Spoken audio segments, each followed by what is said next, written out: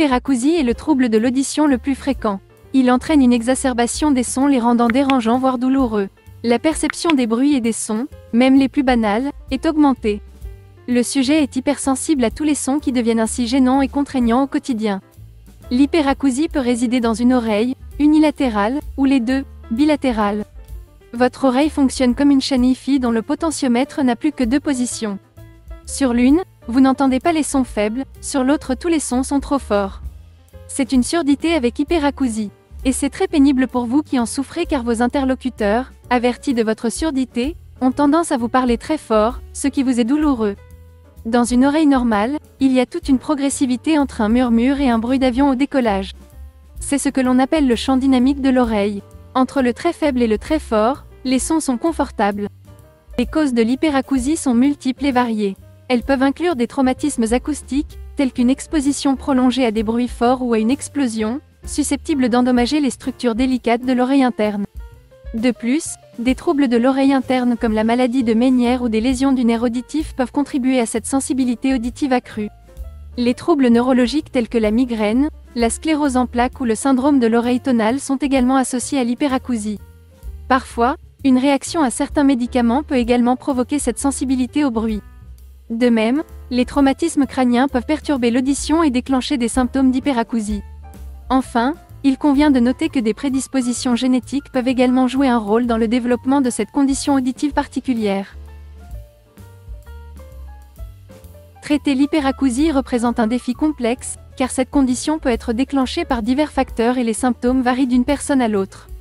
Cependant, malgré l'absence de remède universel, plusieurs approches thérapeutiques et stratégies de gestion peuvent être employées pour soulager les symptômes et améliorer la qualité de vie des personnes atteintes. La première étape cruciale consiste à obtenir un diagnostic précis, réalisé par un professionnel de la santé compétent. Ce diagnostic permettra de déterminer la cause sous-jacente de l'hyperacousie, ce qui guidera le choix des options de traitement les plus appropriées. Une fois le diagnostic posé, la gestion de l'environnement sonore devient essentielle. Éviter les déclencheurs sonores, comme les bruits forts, peut aider à réduire l'exposition aux sons exacerbant l'hyperacousie. De plus, adapter l'environnement en utilisant des matériaux absorbant le son peut atténuer les effets de l'hyperacousie à domicile ou au travail. Des thérapies auditives sont souvent recommandées pour aider les patients à s'habituer progressivement au son et à réduire leur sensibilité auditive excessive. Cela peut inclure la thérapie sonore, qui utilise des générateurs de bruit blanc ou des sons doux, ainsi que la thérapie cognitivo-comportementale, qui vise à modifier les réactions émotionnelles et comportementales face au son. La gestion du stress et de l'anxiété joue également un rôle important dans le traitement de l'hyperacousie. Des techniques de relaxation telles que la méditation, la respiration profonde et le yoga peuvent aider à réduire le stress et l'anxiété associés à la condition, contribuant ainsi à améliorer la tolérance au bruit. Dans certains cas, des médicaments peuvent être prescrits pour atténuer les symptômes d'hyperacousie et améliorer la qualité de vie des patients.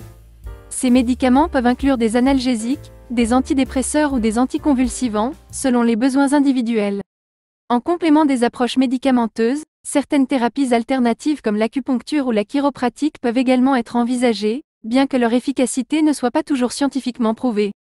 L'éducation et le soutien jouent un rôle crucial dans le traitement de l'hyperacousie.